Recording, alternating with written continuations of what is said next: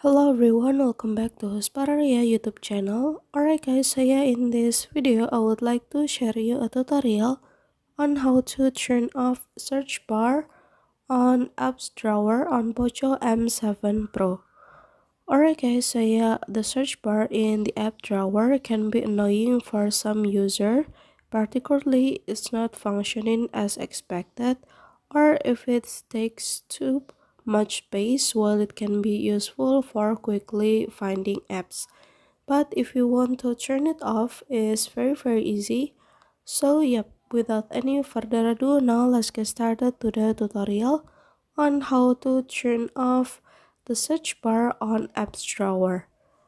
And how to do that is very easy. So the first thing first that I have to do, I will give you an example. If you guys go to apps drawer and there will be a search bar like this.